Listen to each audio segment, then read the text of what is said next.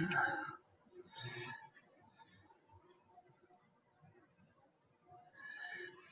the name of the Father, and the Son, and the Holy Spirit, God is one. Amen. A moment late because I was just making myself a cup of tea. Well, I'd like to say that it's an absolutely stunningly beautiful day today, with wall-to-wall sunshine, the sort of day when you want to go rolling in the grass and doing cartwheels and stuff. Well, not only is I'm not really prepared to go rolling in the grass or doing cartwheels at the best of times, but today the weather is frightful. It's quite misty and thick, dark clouds and pouring rain. I think it rather looks as if it's going to be pouring rain all day today. So there we go. Stella, you were first today. You win the Anthony Prize. What on earth happened to Anthony? Anthony, I'm hoping that Friday might be a good day for you. I think I can't manage any other day but Friday this week. I suppose I could manage Thursday afternoon, possibly. I know I can't manage the morning. So we'll commit telephony later on. So we've got Elizabeth and Anthony and Phoebe and Margaret and Gary and Hugh and Corian. Good morning. God bless you all. And happy St. Haggai Day today. You probably noticed if you're reading or have a calendar with Saints' Days on it, that just before Christmas we have all of the prophets from the Old Testament. And today is Haggai's turn. And actually it's highly appropriate that it is, because he was one of those involved in the rebuilding of the temple. He saw that the Persians were getting weaker and saw this as his chance to get rebuilding. The reason why it's so dark, and it is actually very dark on the screen, is because actually it's extremely dark outside. But only another few days, 8 days from now, and the days will start to get longer again up in the Northern Hemisphere up here. Who else we have? Jovan, good morning, and Tatiana and Judith, and Judith again, and Natalia. Okay, good morning, God bless you. So we're going to be reading John chapter 2, verses 13 to 17, which is an extremely interesting passage on all sorts of accounts, really. Looking at this and trying to decide what to say today was trying to decide what not to say, because there is so much that could be said. You have to decide, okay, well, I'm not going to write a PhD on this, and neither am I going to be writing a book. So I have to decide what I'm going to limit myself to. But let's get reading. So John chapter 2, verses 13 through 17. Now, the Passover of the Jews was at hand, and Jesus went up to Jerusalem. Notice up. It's good reason. And he found in the temple those who sold oxen and sheep and doves, and the money changers doing business. When he had made a whip of cords, he drove them all out of the temple with the sheep and the oxen, and poured out the changers' money and overturned the tables. And he said to those who sold doves, "Take these things away. Do not make my Father's house a house of merchandise." It says really in Greek, trade. Then his disciples remembered that it was written, "Zeal for your house has eaten me up."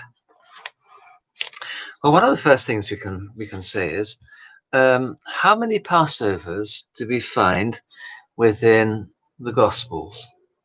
If you look at Matthew, Mark, and Luke, you will only find one Passover in each case, and all of those Passovers come right at the very end of the account that they give and are directly related to the crucifixion of the Lord. With John, we have at least 3, possibly 4 Passovers. I'm going to go with the 3. Okay, only 3. And that is interesting because it then gives a time context for how long the Lord Lord's ministry on earth was. And we therefore say that it was 3-year ministry because of these 3 Passovers. So you have the spring of AD 31, spring of AD 32, and the spring of AD 33, when the Lord is actually crucified. And that gives a 2-year cycle, but a maximum of 3 years altogether. Okay, there's a possible extra Passover at a feast we know nothing about. We'll go through those in a moment. Okay, so that just gives us an idea. The 3 Passovers, you have the feeding of the 5,000, and with this one, then the feeding of the 5,000, associated also with the walking on the water, and then, of course, the crucifixion. So the cleansing the table, feeding the 5,000, walking on the water, and the crucifixion. And you can see that each of those is actually related to each other by being highly messianic as well. Okay? But there are lots of problems with timing in all of the Gospels. Some people take John's side, some people take Mark's side, and obviously Matthew and Luke follow what Mark has already written. I think that I tend to take the side of John. It also explains some conundra that you get within the Synoptic Gospels. The Synoptic Gospels are Matthew, Mark, and Luke. They're called synoptic because they more or less follow each other. So they follow each other. They follow each other's order, and really what happens is that Matthew and Luke follow Mark's order, almost certainly. There's some people say Matthew is written first, but I don't subscribe to that. I think it is more obvious that Mark wrote first. And then Matthew and Luke copied him and then added in their own material, possibly one or other of them reading the other one's book as well, in which case probably Luke read Matthew. Okay, oof, that's hot and very nice.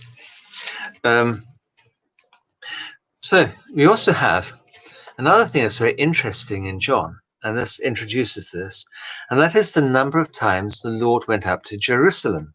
Okay, with the Synoptics, 1 time.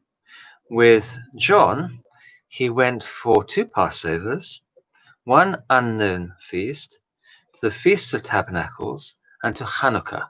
So 5 different occasions he goes up to Jerusalem. Good morning, Father. Your prayers, Father Hananiah from Lebanon. Thank you for your message the other day. I haven't got round to answering it yet, but thank you very much. And good morning to Maria and Corey and George and Ian as well.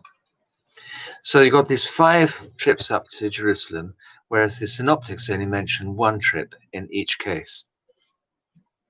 Now, you have to decide then, well, which one of these is right? The Lord, being a pious person belonging within the Jewish religion, would be more likely to go pretty frequently up to Jerusalem. And given that he came from Bethlehem and had lived in Nazareth, these are not places very far away from Jerusalem. So it's likely that he knew people in the area of Bethlehem. We know that he knew people in Bethany, and somehow or other he knows these people quite well in the other Gospels. And that then gives you the idea that he went there fairly frequently. In John, we have 5 visits. Now, Matthew and Luke have a much more sort of thematic way of dealing with their Gospels. So they do a lot of teaching, they do a lot of miracles, they do the Lord's Supper and then the crucifixion. John has a slightly different way of doing it. That's in a different manner. So on the whole, I tend to go with John. Okay. Thank you for Father Jack's good wishes, Father Hananiah. Yes, I have been in contact with him. It's very nice. And I'm very pleased about this news. So I go with John. And we therefore have the following trips up to Jerusalem. And it makes sense. The first one is this one, the cleansing. Well, I suppose the very first one, you'd get the Lord going up to Jerusalem when he was a teenager, but probably they went every year. and he gets left behind by his worried parents. So in John, though, you have this one, Passover, and he goes up and he cleanses the temple. The next one is in chapter 5, where he goes up for some mysterious feast, and when he's there, he heals the paralytic. The next one is Succoth in chapter 7 to 10, goes out during Succoth, and it's a lot of healing and teaching, and the healing of the man at Siloam particularly. There's a lot in all of those chapters about baptism as well. And then in chapter 10, the Lord goes up at Hanukkah, and he does a lot of teaching, and he nearly gets himself stoned. And not stoned as so many people think nowadays, but stoned with stones. And then he goes up again at Passover in chapter 12 until the end of the gospel. Now, I think that if you do take this and you start off with the Lord going up and he cleanses the temple, it makes much more sense of what happens in the gospel as a whole and in the synoptic gospels too. Because you have this undercurrent in the synoptic gospels of the authorities being against the Lord. But there doesn't appear to be any good reason for it, any really positive reason for it. But if he starts off his ministry going up to Jerusalem and cleansing the temple and doing these messianic acts, which we'll come on to in a minute, it actually starts to make much more sense of why it is that in the other gospels, the chief priests, the scribes, and the lawyers and the other leaders are against the Lord. You know, he's gone up and then people are pleased by what they see, but they're not. They're very angry about it. Okay, so it does give some sort of reason why. And it also means that it makes sense of other things that happen, like his friendship with the sisters at Bethany and Lazarus. Makes sense the way that he's able to find that he knows about an upper room. There's an upper room they're going to use, and all this sort of stuff. So all that becomes much more clear. Anyway, so that's just verse 13. And it's now 10:13. Oof, we already missed 10 at 10. Never mind, a bit more to go. So in verses 14, and then the rest of it, just going to take in one go. He found in the temple those who sold oxen, sheep, doves, and so on, doing business. Now, the temple, the part of the temple that the Lord would have gone into would have been the court of the Gentiles. By the way, I might say that there are quite a number of the church fathers who think that the Lord cleansed the temple twice. And that is really quite possible and would make sense also, that he cleansed the temple at this occasion. He then, at the end of his ministry, goes back into the temple. There's that rather sort of false thing, isn't there, in Mark, where he goes in, he looks around, he goes back out again. Next day he comes back and he cleanses the temple, which doesn't sort of fit well together. But where he goes in and he cleanses the temple a second time, and this then sparks off their will to crucify him. But if you take it more that it happens this way around, and there's sort of he starts very high up. Okay, I go in, I cleanse the temple, smash all that stuff. Then immediately his name is going to be known throughout the country, and begins to explain why it is that people are coming to listen to his teaching, and why it is that he has quite a lot of popularity amongst the poor, who find the temple a terrible drain on their resources, but are hated by the rich, who stand to gain by the temple. Okay? And it also explains something else, which we'll come on to in a minute. So the animals are there to be sacrificed. The money changers, you had to pay a half shekel every year anyway as temple tax, which is a lot of money. But you couldn't pay it with either denarius or a drachma, because those had the portrait of the emperor stamped upon them. And that, of course, is then regarded as being idolatry, highly conveniently. So they had people who changed your money at something of an inflated price. And then you bought with that money the sheep, the cattle, and doves with an even greater inflation. And so everybody, except for the person trying to make the sacrifice, did jolly well out of the whole thing, because we had no fewer than two opportunities to make a sizable profit. Good morning, Pranesh. Good morning, Carl. I wonder whether Aman is there as well. Sometimes he is, I know. And Sister Margaret as well. Father Christopher, maybe. God bless you. Anyway, two opportunities to make a profit. Now, it's interesting, as it says to begin with, actually the verse before here, so verse 13, Jesus went up to Jerusalem. And the word anno comes within that word up. Okay? And when he arrives there, he finds things to be base and corrupt. That's kato. And he then drives out all the animals and the money changers and everybody else. And in the Synoptic Gospels, it says, and all the buyers as well. And that way, he makes it anno again. So he goes up to Jerusalem, into the temple, up, up, up. He finds it to be base, and he drives everything out, and therefore it goes back to being up again. Okay, so from down to up to down to up. It's one of these things that John does all the way through his gospel, and I'm probably going to bore you witless by pointing it out every time. Okay? Now, let's say I'm going to take the idea that the Lord comes to the temple and cleanses it just once. Okay? Because that, I think, makes a lot of sense. If that is the case, and there's a lot of argument for each, and as I say, the church fathers, some of them say he went once and cleansed it once. Some say he did it twice. Some say he did it at the end of his ministry. Some say he did it at the beginning of his ministry. So, you pay your money, you buy your book, you choose your church father, you read that, and let that influence you. I don't care. Do whichever you prefer. But I say, and I'm going to go with the idea that he cleansed the temple once and he did it now. Because I think that makes most sense.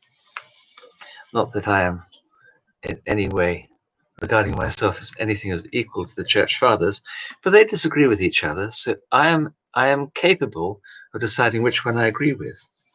Okay, so I think this comes at the start of his ministry, like John says. And it's a spectacular introduction. Now, this is a bit of Hollywood with a cast of thousands, and you've got a bit of miracle here too. Now, how do you drive out a temple full of sellers with a few knotted cords of rope that you've discovered somewhere? You don't really, not unless you happen to be God as well. And if you are God as well, then that does make it easier. Good morning, George. Good morning, Corey. It does make it easier. And so he cleanses the place, he tips over the tables, he throws out the animals and birds and everything else, and they all go out. And that cleansing then becomes a sort of miracle, doesn't it? The country has become corrupt. The religion has become corrupt. It is full of demons, and they put money and profit and stuff before God. And they're cheating their own people. And therefore, just like casting out demons, just like healing those who are sick, just like healing those who are paralytic, just like feeding the 5,000, you are finding evil being replaced by good. Feeding the 5,000, they're hungry. It's evil. Feeds them, they're full, they're satisfied. So this cleansing is a sort of miracle. He cleansed the temple. It's a type of miracle. And it's an introduction to what he's going to be doing. He's going to be driving out wickedness. And he's going to start within the temple. As an aside, by the way, we say about ourselves that we are temples of God.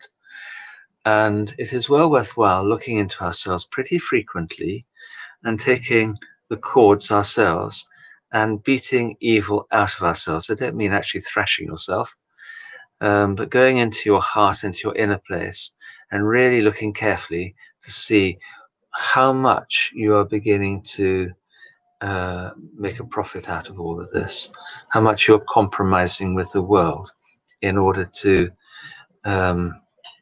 make a profit for yourself, how much you're making use of being a temple of the Holy Spirit in order to further your own wants and desires. Okay, you can't do that.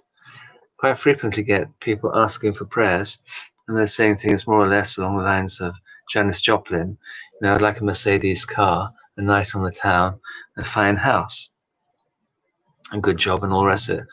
Throw in a wife and some nice children while at it, Father. You can't pray for that sort of thing. The Lord just isn't interested in it at all. Okay? Not interested in profit. He's interested in purity. And here he goes into the temple and he sets about creating purity. So number one, spectacular introduction to his ministry and tells everybody what he's about.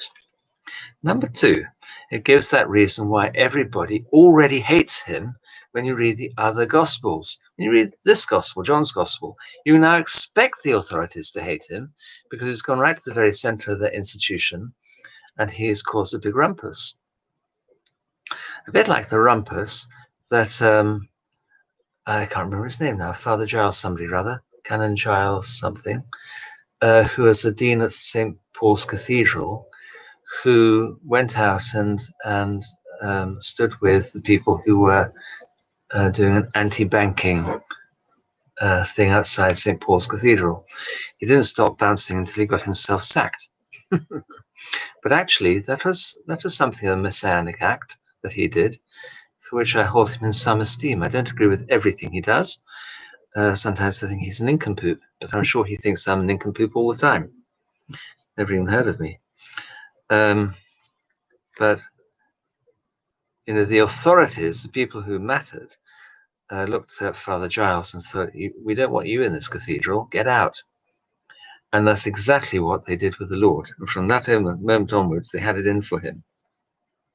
And thirdly, it gives you a reason, and it presents this gospel in a way that the Lord's life always hangs in the balance. It's always teetering on catastrophe. Catastrophe is actually the word that's used in the other gospels for turning over the tables. Interesting. In this one, that's not the same word. So the Lord's life hangs in balance the whole time in John's gospel. And that makes that really quite clear. Why should it? Because of this.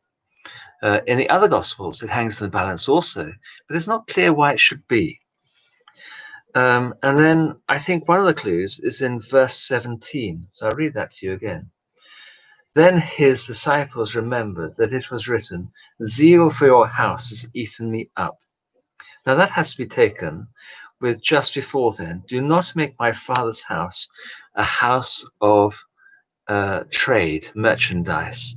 The Greek word is actually the word that we get emporium from, which is why it is that whenever I go to a cathedral or a shrine or something, or a monastery, I never ask them where their shop is. I always say, "Can you tell me whereabouts your emporium is?" I'm just naughty, you see, I can't help it. They're robber's cave.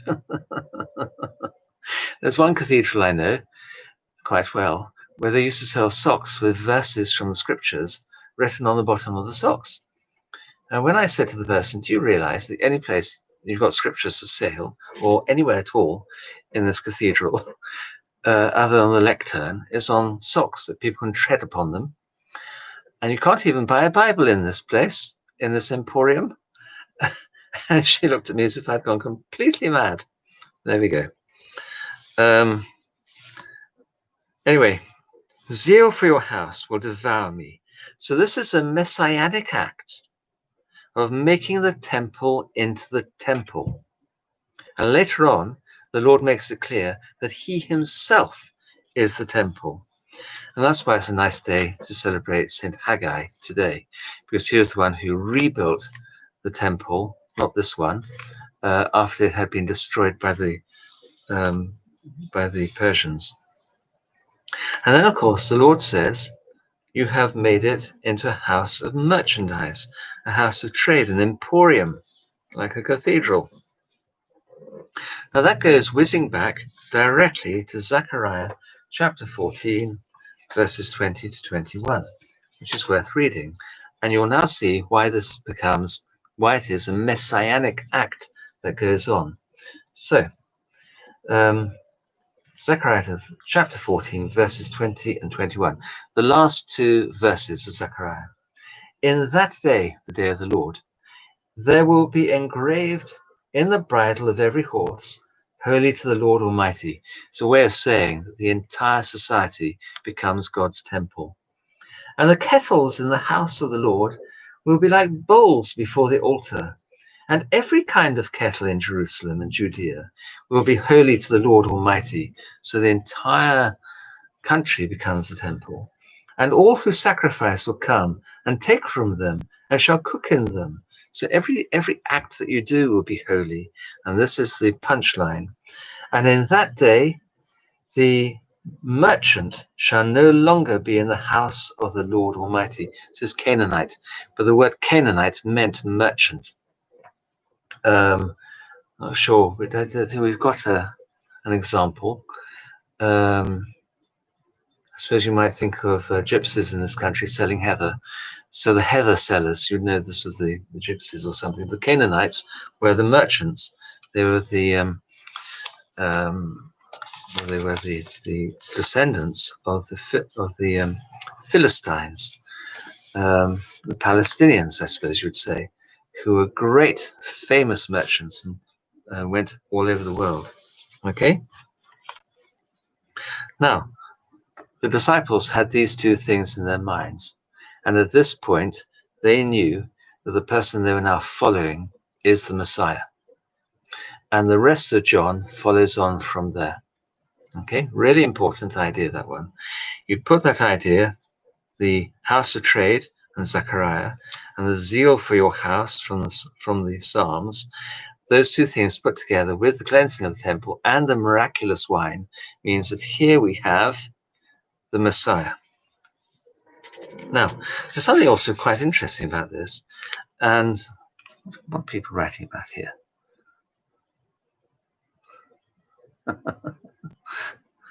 Yes. Jovan says, I did an essay on the Synoptic Gospels, the IOCS course, the Cambridge course. It nearly drove me mad. Not the Gospels themselves, the subsequent debate between academics. That is the time to develop a headache and say you need to go out and lie down. You do that, leave them to it. If they enjoy that, let them get on with it. Margaret has the same problem.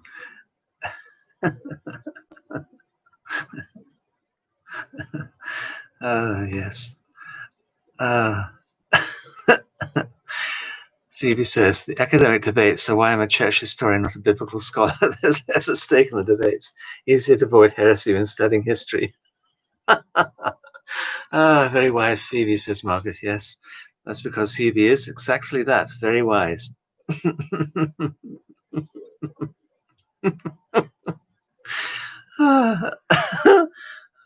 Dear. The debates did not help Jovan with prayer.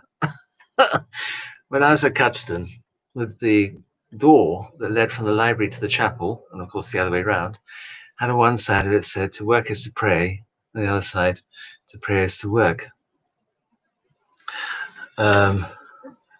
Laborare.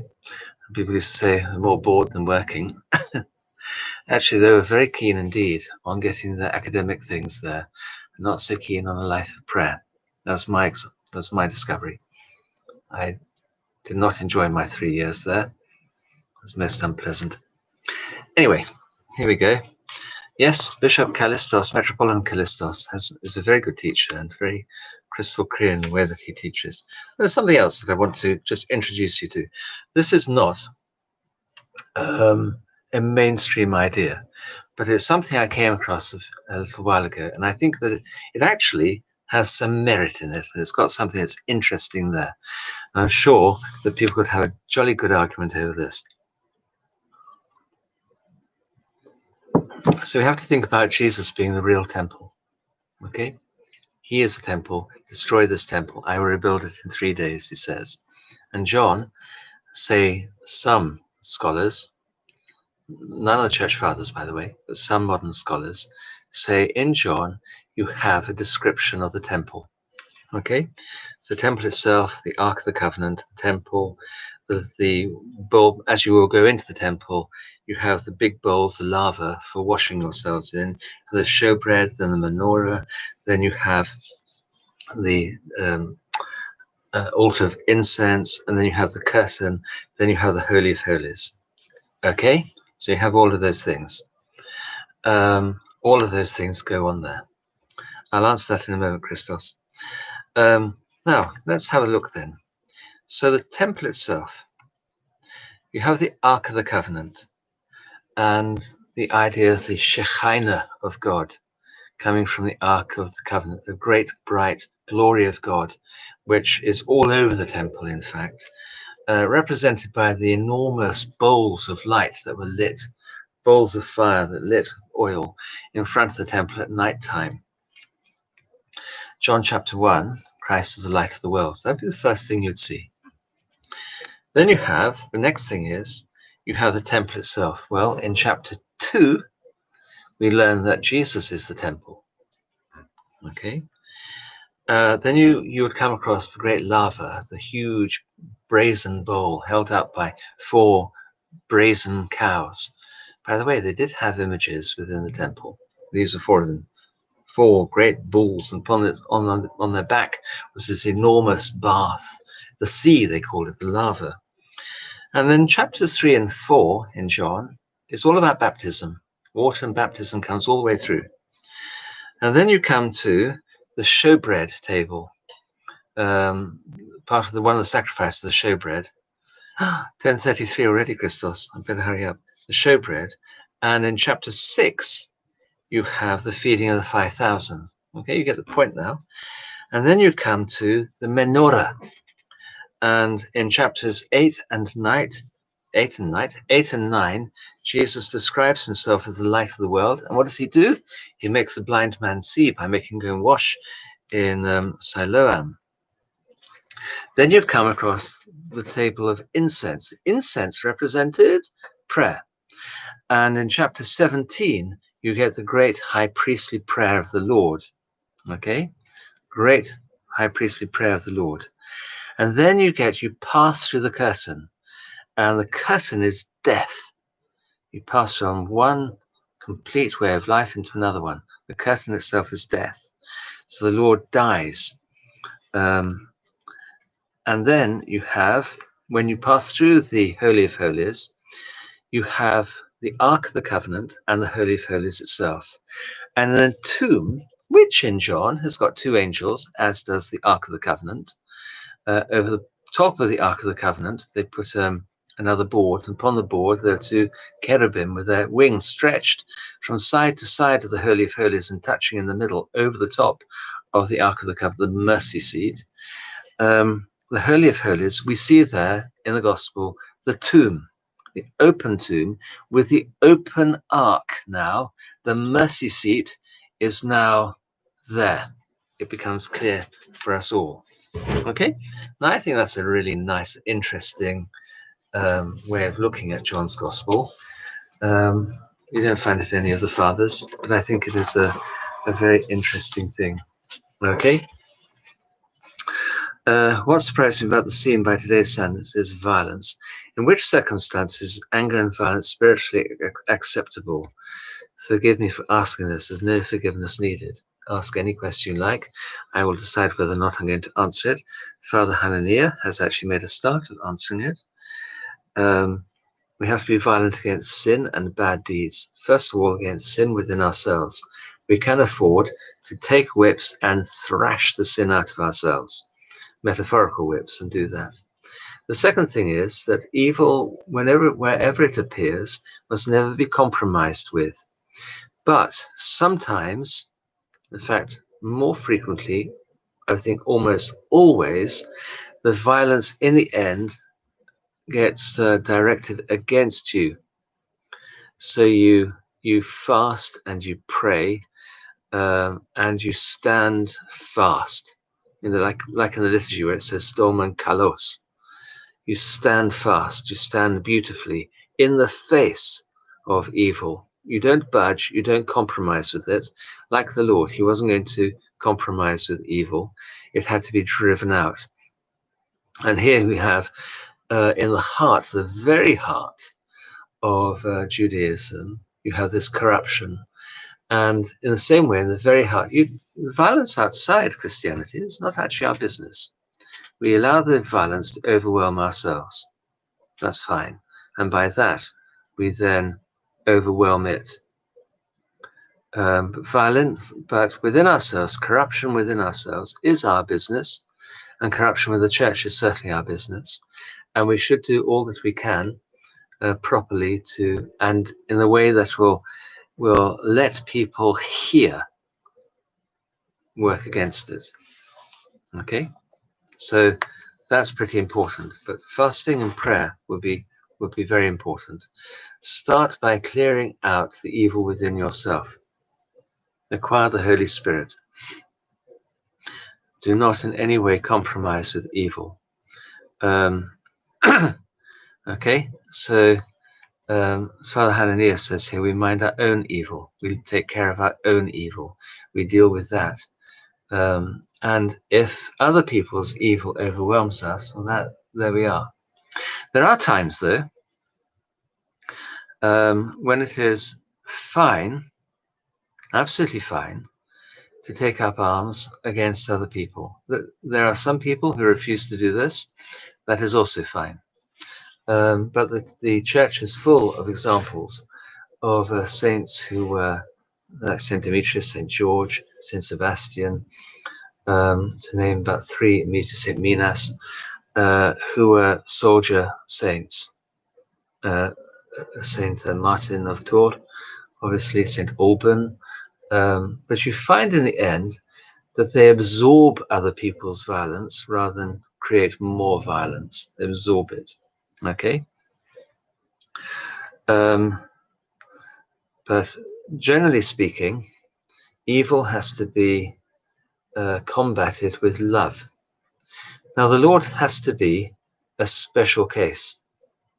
If I was to go into a cathedral in England and knot together chords and throw out the usually fairly aristocratic women who are buying and selling in their emporium, I could expect to go to jail, and I'd say in that case that I deserve to go.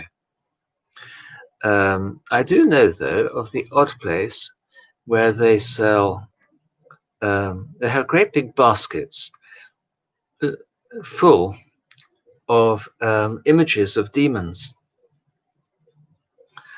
And these sell like hotcakes, but they have absolutely no icons, absolutely no statues of the Lord or any of the saints, and they don't have any copies of the Gospels or the Bible, no prayer books, nothing like that. Not one. They might do now, but previously had not one. Not one. And I have gone up to the fairly aristocratic ladies and said to them, how is it that I could buy 400 statues of a demon and not a single icon of Christ in this place of yours, inside a cathedral? How is it that I can buy a statue of the devil, but I can't buy a copy of the Gospels in this emporium in your cathedral? And then, there really is no answer to that. Joan of Arc, yes, she was a Western saint, fighting very righteously against the English. Okay, so fight evil. Start with yourself, and when you're doing it to yourself, spare yourself nothing. Okay, give yourself a good thrashing. With other people, though, I think it is good to be as hard as nails to yourself and as soft as butter to other people, even making excuses for them to the nth degree and ignoring things you know about them very well until such time comes that they mention it.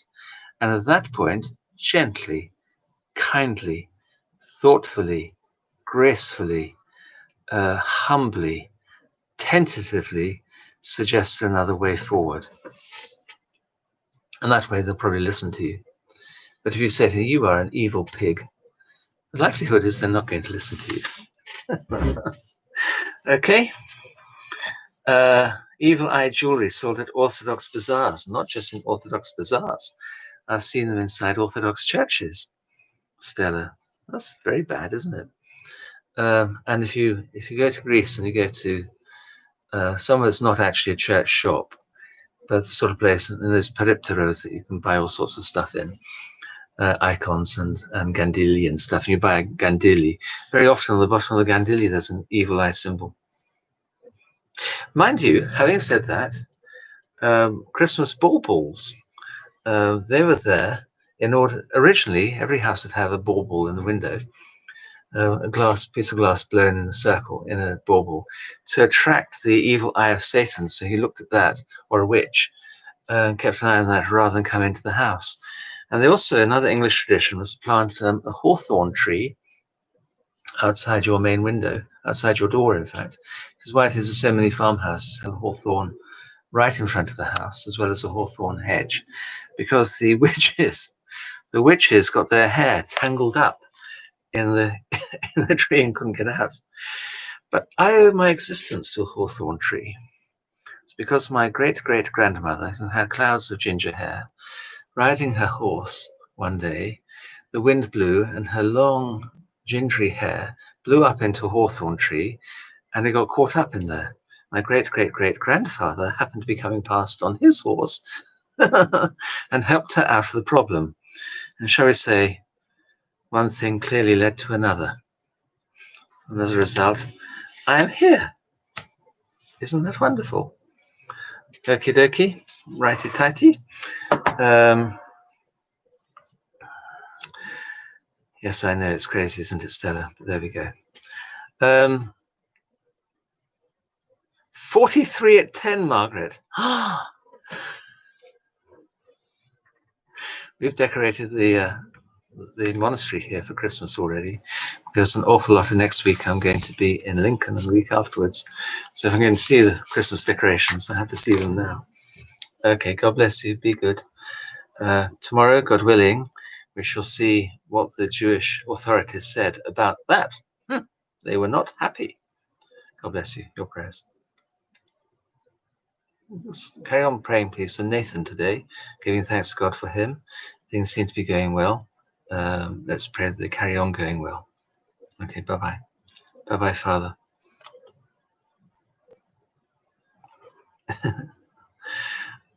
Jovan, I'm not going to write a book of my stories. Nobody believes them.